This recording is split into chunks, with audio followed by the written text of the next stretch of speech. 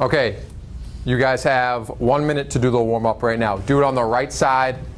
Do it on the right side of Unit 10. Okay, right side of Unit 10, right here.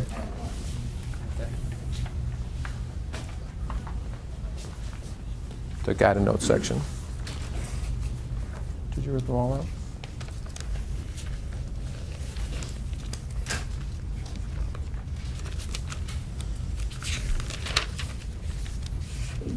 Right there.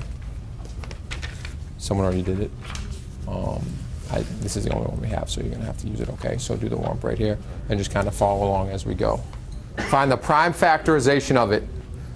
Do you guys remember how to do this? Yep, break it up. Just break it up as much as you can. You're on the right page. You need a pencil? Okay.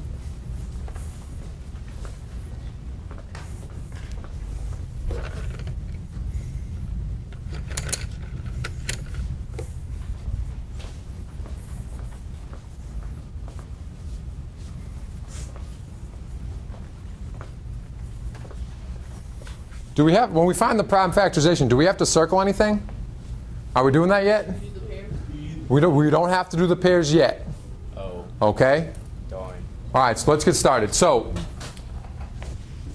prime factorization, we're just getting everything to a prime number here, then we're breaking up our variables. How'd you guys break up 100? 2 and 50. 2 and 50? Could you have broken it up a different way? 2. It doesn't matter. Okay, now we keep going. How do I break up 50? 5. Good. And how do I break up 25? 5 and 5. Okay? So I'm just going to rewrite it as 2 times 2 times 5 times 5. I'm just taking the edge of the stems. Okay? Now I got my variables. How many x's do I have? So all I have to write is times 1 times 2, 3, 4, 5, 6. Okay? And how many n's do I have? 1, 2, 3, 4. So this is the prime factorization. On the EOC, they're not going to ask you to do the prime factorization, okay? We did this because we're going to review radicals today. So we're doing 2 things. The first thing we're doing is reviewing radicals. The second thing is set theory. Okay, so there's like too many lessons, and they're not really related, so you guys got to be with me. All right, so with radicals, okay, we know the basic radicals. We know how to take the square root of 16. What's the square root of 16? 4. What's the square root of 49? 7. 7.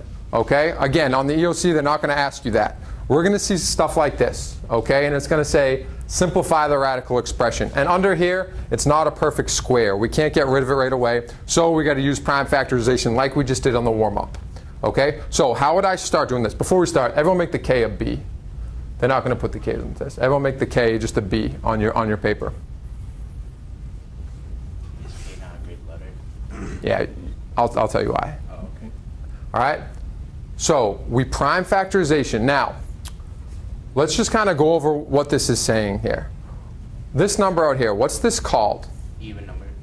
It's an even number. It's the coefficient, okay? It is an even number, you're right. Vocabulary is going to appear on the EOC on every single question. So in every single lesson, even though I have to catch myself sometimes because I just say, oh, the number in front. But I've really tried this year to get, all right, this number in front is the coefficient. The numbers underneath are the radicands. The vocabulary is just so important for them. Not only on the EOC, but when they go on to geometry, when they go on to algebra 2, even when they go on to college. If they got to be literate in mathematics to succeed. 2 and 12, how do I break up 12? How do I break up 6? Good. Okay, now I'm going to break up my variables. How many b's do I have?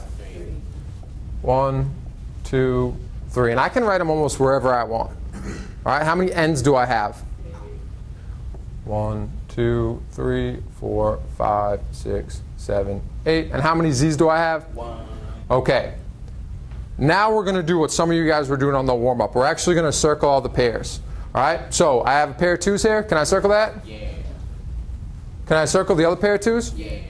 Now, do I have to worry about this 12, 24, and 6? No. I don't have to worry about that because I broke them up. Now I go to my variables. How many b's can I circle? 1. Or just the 1 pair of b's. All right, and how many pairs of n's am I going to have? 1, 2, 3, 4. Can I circle any z's? No. Okay. Now I'm going to take all my pairs on the outside of the radical. Okay, what's the problem though? Someone raise their hand and tell me what's the problem. Caprice.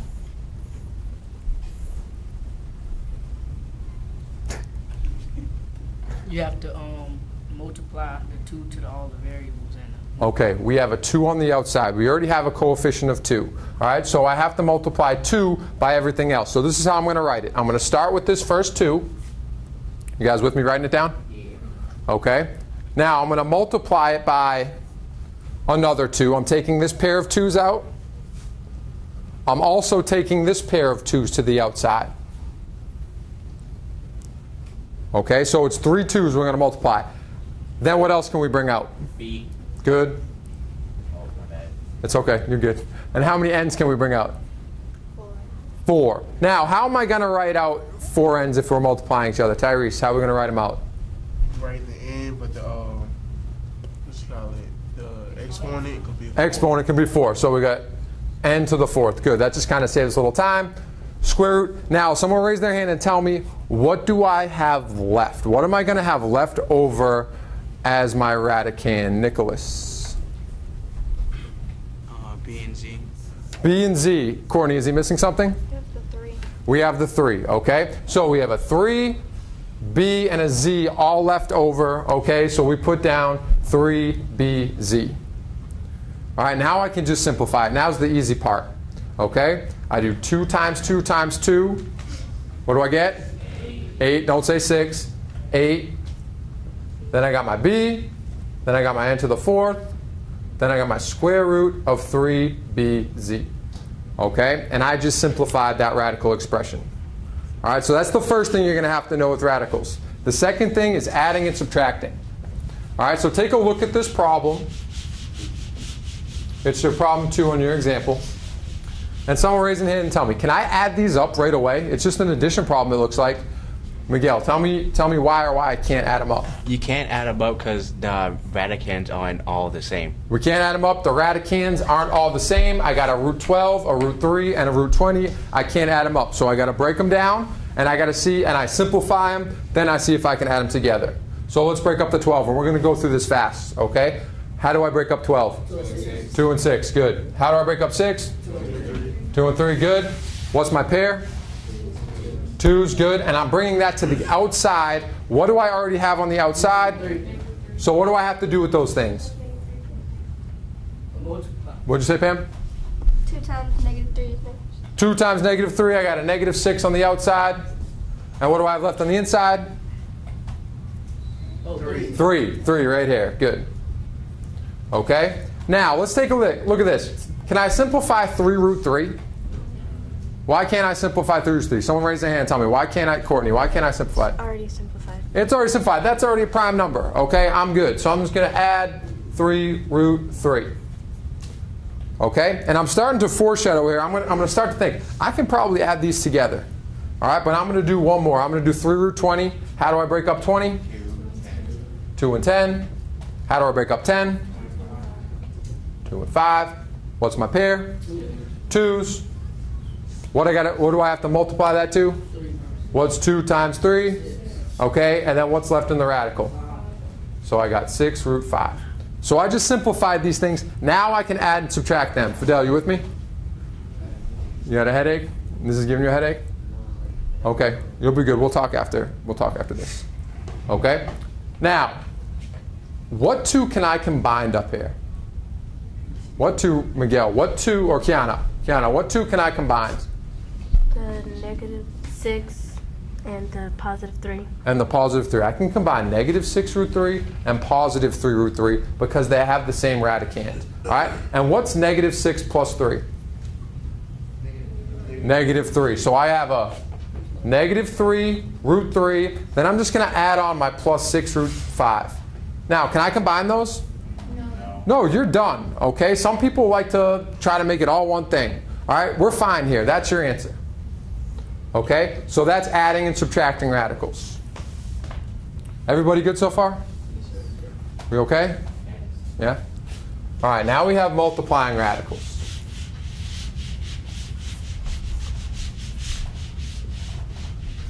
Now before we start, what type of multiplication problem is this? Someone raise their hand Tell me why, Horatio. It's distribute. Distribute, okay? We got one term times two terms. Now we just have to distribute. We just have to remember our multiplying rules, and I'm going to help you out. So my first two terms I'm going to multiply as 2 root 5 times 2 root 10. And we multiply the coefficient by the coefficient and the radicand by the radicand. Okay, or you can just think you multiply the outside by the outside and the inside by the inside. All right, so let's do this first terms here. So first I'm going to do 2 times 2, and what do I get? 4. Good. All right, then I got my radical, and I do my 2 radicands. What's 5 times 10? The steps and procedures, they're important, but the conceptual learning of it, that's what they're going to use in life. That's what we're going to use on the EOC, which is crazy how important it is for 9th graders.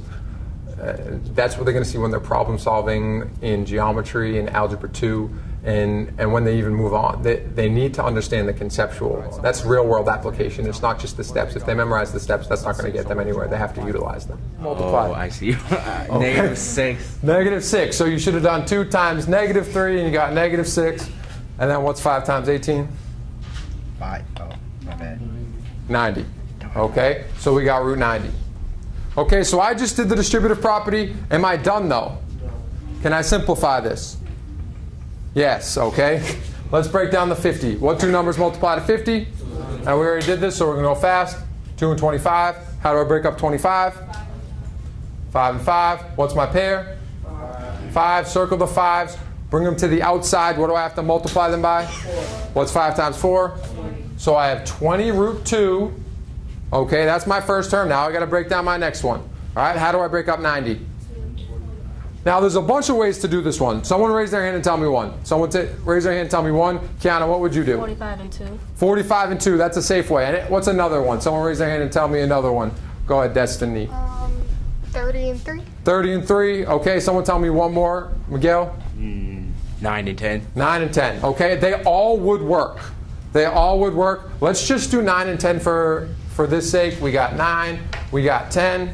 Now I got to break down both of these. How do I break up 9? 3 and 3. How do I break up 10? 2 and 5. All right, so this is a little interesting here. We haven't seen this yet. Okay, I can still circle my pair of 3s. And that's my only pair, right? All right, so what do I do with my pair? What do I multiply that by?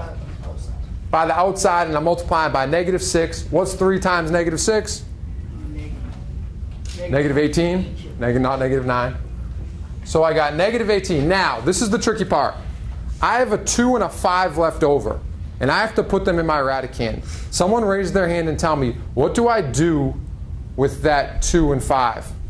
You multiply the 2 by the 5. You multiply the 2 by the 5. Your headache's getting better, okay? What's 2 times 5? 10, okay? Now, can I combine these two things? No, that's it. That's my answer again, okay? And with the adding and subtracting ones, that will happen a lot. Okay, I want you guys as a little group to try this right now. Remember your polynomial rules when you're multiplying by the radicands. Okay, take about 2 minutes. 2 minutes, do it out, compare answers with your partners. I think peer support is so important because a lot of the times they can explain things better than I can explain them to them. I've done math in college, I've done math all through high school, I know math. So sometimes I talk over, any teacher does, you'll talk over someone, whereas someone who just learned it sitting next to them, they're gonna get it. They're gonna know, oh, you're missing this because you forgot to do this certain step. And I just made that mistake too, so I can help explain it a little bit better. Every person started this out right. Everyone did 2 times 3, and you got 6, and then you set this up, and then some people got a little confused. Okay, we multiply the radicand by the radicand. 4x times 5x squared. Okay, we multiply the coefficients there. 4 times 5 is 20. All right, now, technically this is x to the what power? 1. Okay, so that's x to the first. So x to the first times x squared. What do we do when we multiply exponents caprice? Okay, when you multiply exponents, you add them together. Add them together, okay? So 1 plus 2 is 3. Okay, and then people did pretty well from here, all right? They broke down the 20, they got 2 and 10. You broke down the 10, you got 2 and 5. You broke down the 3 x's, 1, 2, 3. Circled your pairs. brought them to the outside. 2 times 6 is 12. Brought out that x. What you have left is a 5x. Okay? And I saw most of you got that. Some of you missed this x in here, okay, because you put x squared. All right, pretty good so far. All right, we're not going to do dividing today. We're going to do that next Tuesday. All right, so we're going to go to the bottom one, and it's solving radical expressions. Someone raise their hand and tell me what's different about this problem. What's the main difference, Pam? Main difference in this problem? There's an equal sign. There's an equal sign. So we're actually solving for x here. Okay? Now, someone raise their hand and tell me what you think you do first. Okay, Jerica? You have to subtract 6. You have to subtract 6. Why can't I add up 1 and 6 to combine like terms right away? Cimbria, why can't I add 1 and 6? Because the 1 is under the radical sign. Because the 1's under the radical sign. We can't combine them. So let's go ahead and do this. All right, we subtract 6 first. Subtract 6. We bring everything down. I'm left with the square root of 5x plus 1 equals 4.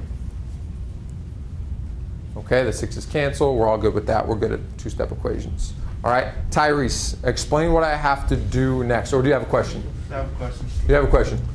Why did you subtract the 6? I'm solving for x. I need to get x all by itself. Okay? And this is like the add-on. What if I had a problem that was like this? 3x plus 2 equals 7. What would you do first in this problem? You take away the 2. Take away the 2. So this is just a bigger problem like that. Okay? This is all just one big term. So let's get rid of the 6 to start. I just want to know, like, why the 6? Why not the 1?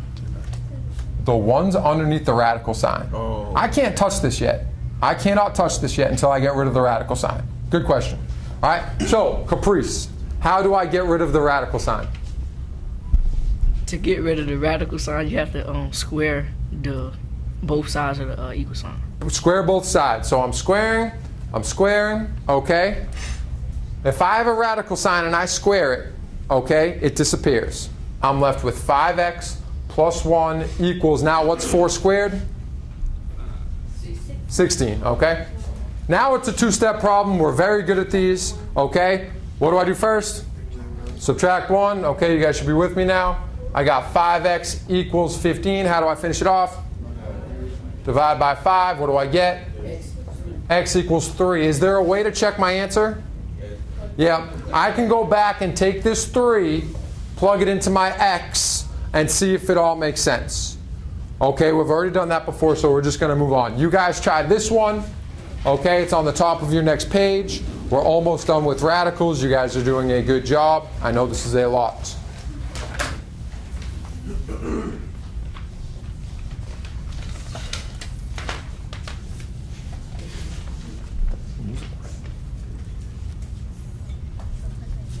Good starting. All right, I saw everyone started this problem correctly. Everybody added 2 to both sides.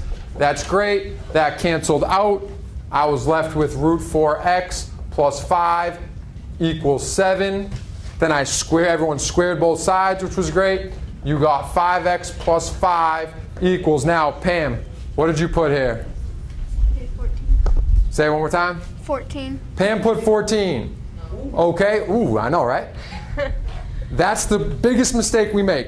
Okay, 7 squared, 7 times 7, 49. Then you guys did a good job solving it. Minus 5, minus 5. You got 4x equals 44. You divided by 4, and you got x equals 11. Okay, I saw that on pretty much everybody's paper. All right, that was radicals. That was the long lesson. This is the quick lesson. Okay, this is on set theory. We did it like 2 weeks ago. Okay, so we should be pretty sharp.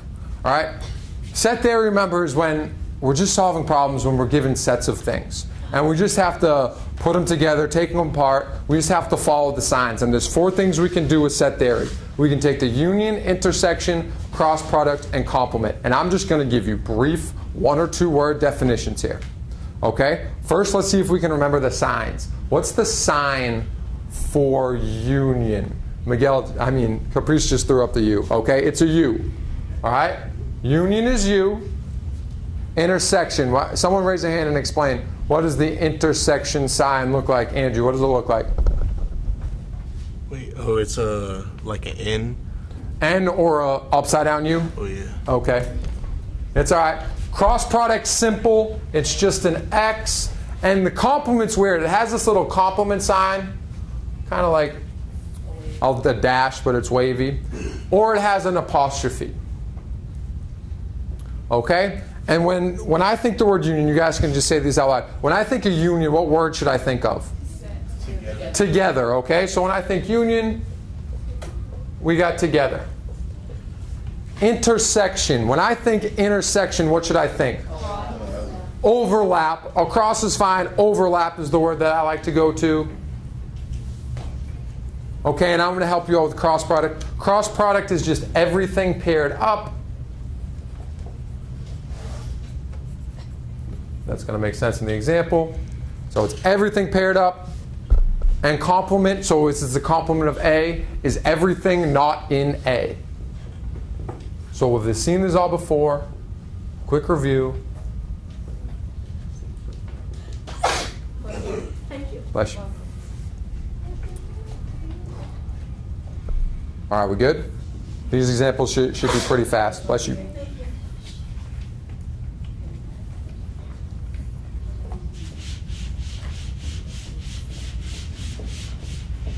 Okay, let's look at our first question. It says, given set V, A, E, I, O, U, and set F, A, B, C, D, E, determine V, U of F. Now we have to have these memorized. What's the U mean? Union. So we got to put it together. Now when I put things together, okay, I'm just going to pick one to start with. And I'm going to pick with my first one, V. And I'm going to write down A, E, I, O, U, because I'm putting everything together. So everything in V is going to be included. And then I'm going to look at my next set, which is F, and I'm going to also put everything down. But do I repeat anything? No. No. Okay, so do I have to write A again? No. Nope. Do I have to write B, C, and D? Yes. Okay, so I write B, C, and D. Do I have to write E? No. Okay, and remember they close them up with these little braces. They're called braces. And that's it. That's the union, okay? Now, the question on the EOC could be that. It could be how many elements are in that union. How many elements are in this union? You guys can just say it out loud. How many elements would be in this union? 8. 8. All you have to do is count up all the terms. All right, pretty simple. Now we got intersection, which is the easiest one. All right, when I think of intersection, what should I think of? What's the word I should think of? Overlap, okay? So I just have to see where X and Y overlap. All right, and where that overlap is when they're in both. Okay, so is 1 in both? Yes. Is 5 in both? Yes. Is 8 in both? Yes. So this is a little weird one because Y is the whole overlap. So I'm going to have 1, 5, and 8. Okay, now the questions on the EOC might be how many units or how many elements are in that intersection. And what would you guys say? 3. 3. What's the highest element? 8. What's the lowest element? 1. Okay. All right, you guys go ahead and try this one. It's a lot of writing, but you guys should be fine. Okay, so it's just a quick check on those two.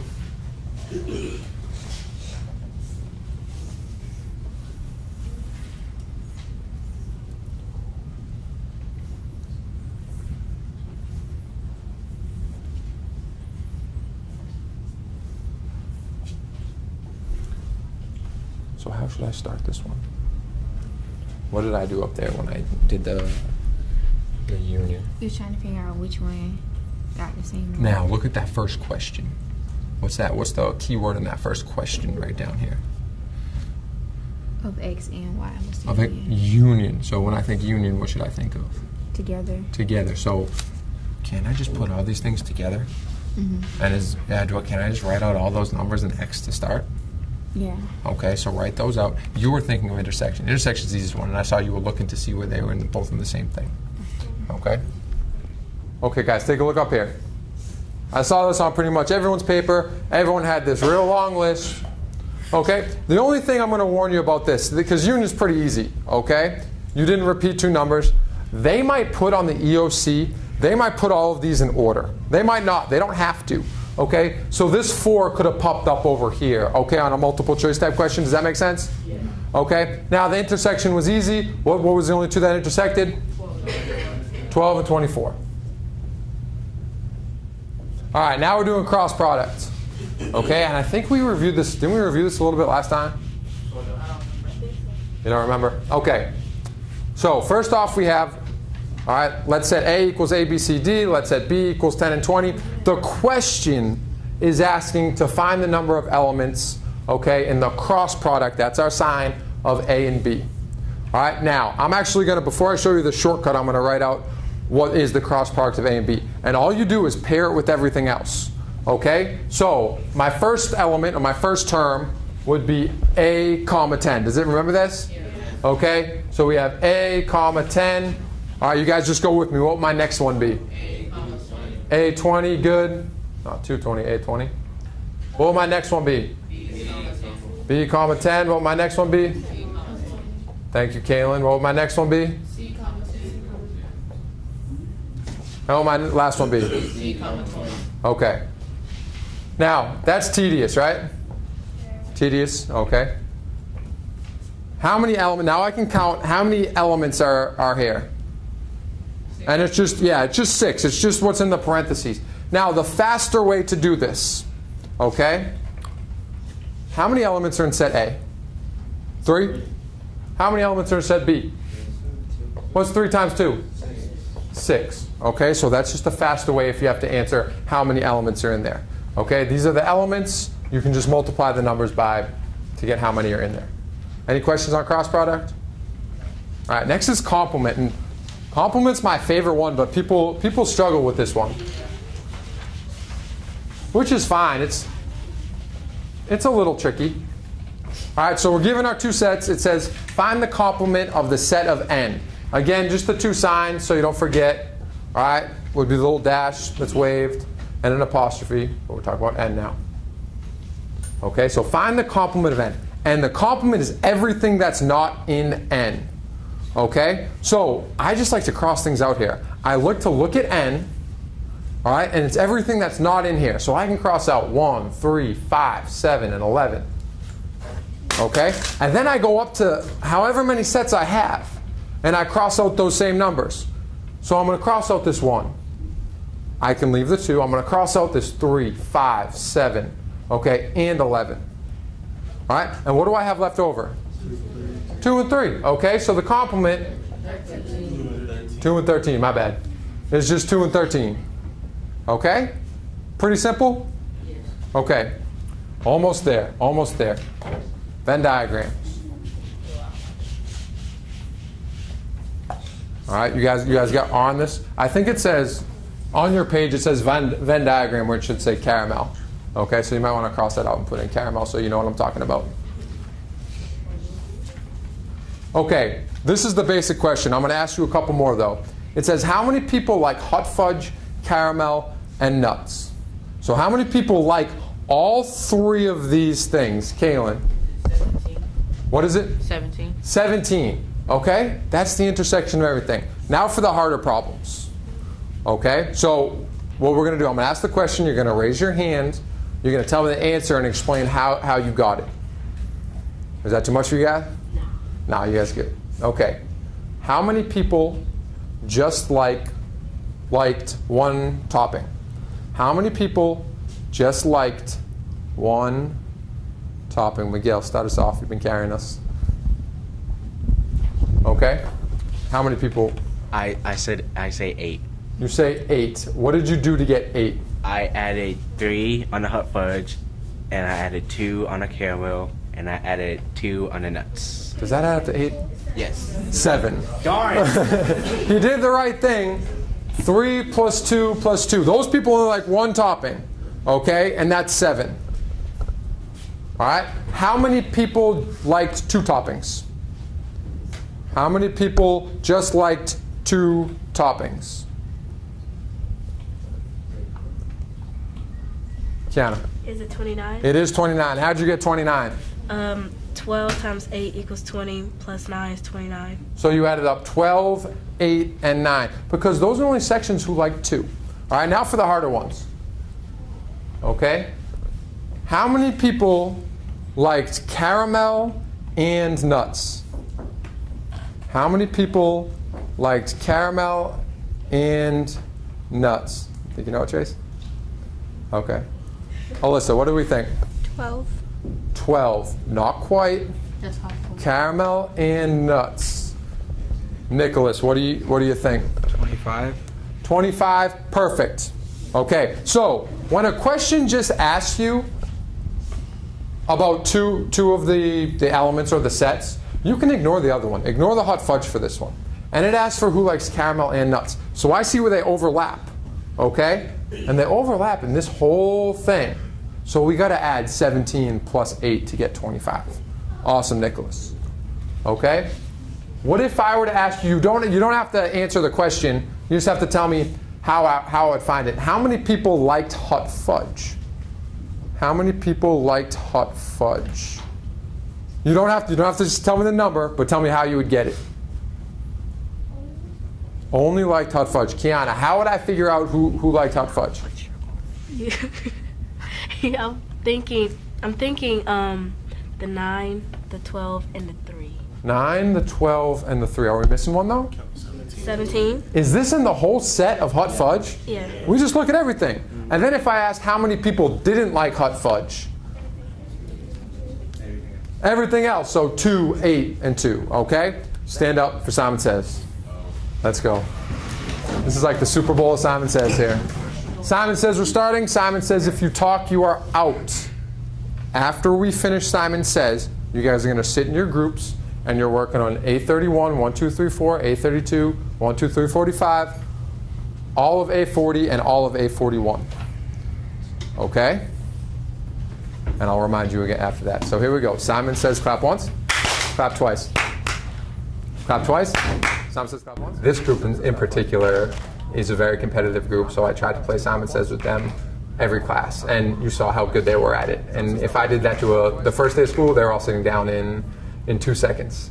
I just think it's a good brain break. Let me see what you guys starting to do in the first one. Killing it over here. Good job. Still trying to figure out what I'm doing. Well, isn't it very similar to this problem? Okay. I think sitting with them is the best way to kind of equal the playing field, especially as a high school teacher. I'll sit down with them and I'm just one of them, and we're doing problems together. I don't like just running around standing, and I do that sometimes. I like to be sitting and have a conversation with the kid, and I think I have a good enough rapport with the other groups that they know while Mr. Ellis is at another group that they have to be still doing their work. And I really get an understanding of what they're going through and how they're thinking if I'm sitting down next to them and how they figure out questions. Now, make your pick. But can odd numbers still have numbers going to them? Grab a calculator. So this is what I would do in this situation. Okay. Obviously, just do 27 divided by 2 because the 2 is the number we always go to. And That's 13.5. Doesn't work, right? So logically, what next would I divide by? 3. Okay, let's see if that works. 27 divided by 3. That's 9. Can I make up 2 little things and do 3? There we go. Yep. And then can I still break up one more of those? 9. Yep. I'll still be having pairs. There we go. Okay, so bring it to the outside and see what you guys got. Would this 3 go to the outside? What else does? 2. Mm-hmm. Okay. So I'll be 6 altogether. Mm-hmm. Okay. So that's 6 like that. You just told me one on the outside, didn't you? Yeah. Look at that. You're good. Now take 54. Use your calculator. See what goes into 54.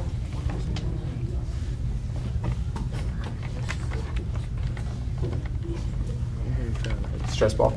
Yeah. You stressed out? No, that was actually I dropped it. Okay. Oh, you need it? You need the stress ball? My hand hurts. Okay. All right. So what goes on the outside? You just told me what went on the outside. 6. Okay. And then what's left? I'm thinking. You know. 54? No. We broke down 54. You broke down 27. You broke down 9.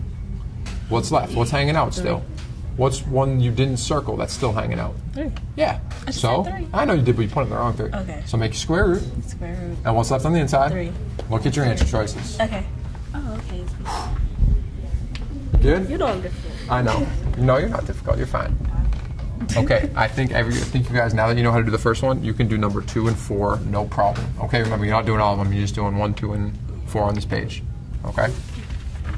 We're looking for the area. How do you find area of a rectangle? Length times width, or length times length, the way we did with the square. All right, so I set this up like this. What type of problem is this? Distribute. Okay, who can step up and write down the whole first step? It's the hardest part. And you guys can help each other out. Bam, I got this. Help them out. Okay. 10 and 2. All right, 10 and 2, what do we get? 20. 3 times 2, what's that? Whoop, whoop. 3 times what? 3 times 12. 2 times 12. So we did 10 times 2 to get 20.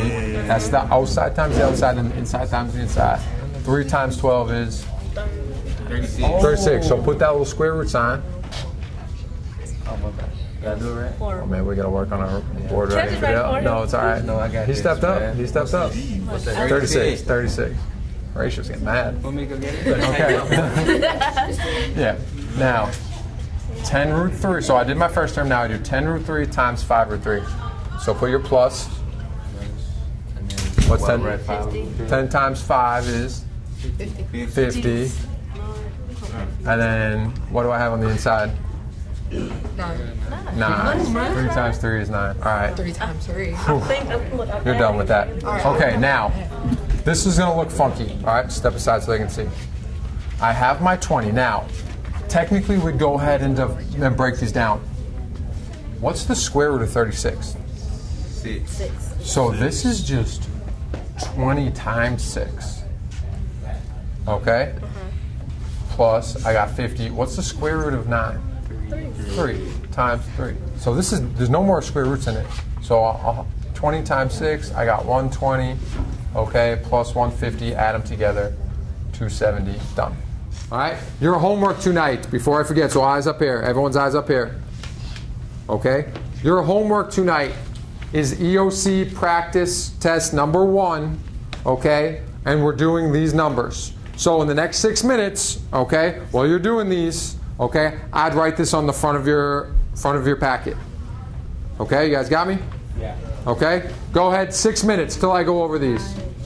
How many students surveyed preferred Blizzard Beach and Wet n Wild? So they liked Blizzard Beach and Wet n Wild, but not Typhoon Lagoon. Let's focus on the first part of that. They liked Blizzard Beach, okay, and Wet n Wild. So I'm going to see where they overlap. Blizzard Beach, Wet n Wild, they overlap right here. So some of you might think, oh, it's 11. I'm going to add 9 and 2 up together.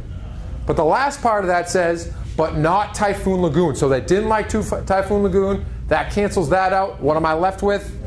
9. 9, just what's in here. Okay? Skip number 2. Skip number 2. Okay, because I don't like how that one's worded. And let's take a look at this one. I love this problem. I love this problem. Which statement is not correct? Have we ever seen anything that looks like this? No. No, we haven't. Okay? But we can use our common sense. Okay? Which statement is not correct? So I'm just going to read through one by one and use process of elimination. So all rectangles are parallelograms. So I look at parallelograms. Are all rectangles inside that big circle? Yeah, that works. Okay? Some rhombi are squares. I look at rhombi. Are some of them squares? Works. Okay? Some trapezoids are parallelograms. Are these trapezoids overlap with these parallelograms? No. Okay? No. And so that one's your answer. And the last one, no rectangles are trapezoids. That's correct. Trapezoids and rectangles don't interact. Okay, I got a lot of instructions for you. Okay, when I say go, and we only got about 10 minutes. When I say go, someone from your group is going to come and get enough egg. We're going to use these as exit slips because we don't have paper because we have our packets. Come get an index card. You write your first name, last name on it. We're doing 2 questions from your packet. Do not put your packet away. And you need your calculator. Go. And don't flip open to it yet. All right? You have 2 questions. Both of them are multiple choice from the practice EOC number 1. Okay? The first one involves showing work. The second one, you don't have to show work. Okay? You have about 5-6 minutes to get it done. On the EOC practice test 1, that's the one we've been working on, you're going to do numbers 36 and 45. 36 and 45, I'll come around to make sure we're all on the right page. When you're done, flip it over, absolutely no talking. Put your index cards in the middle of the table, put your calculators back, then grab a seat. I think an exit slip is so important every single day. The first reason why it's important because it holds kids accountable during class, because they know that they have to take the exit slip in class, and that's one of their major grades is how they do on the exit slip. So they have to learn the material throughout the whole day. They're not just going to pass in their classwork and get credit for the class. No, you're going to do your exit slip, and if you get 100 on your exit slip, you get 100 for the class. You get a 50 on your exit slip, you're not going to get 100 for the day. And it's just another way to gauge how well I taught the lesson. If 85–90% of the kids got the lesson, I'm good, I'm moving on. I look at it, only 30% of the people got it. At the beginning of the next class, I'm going to go back and I'm definitely going to remediate. And I'm also going to remediate before their test, like we're doing right now, preparing for the EOC.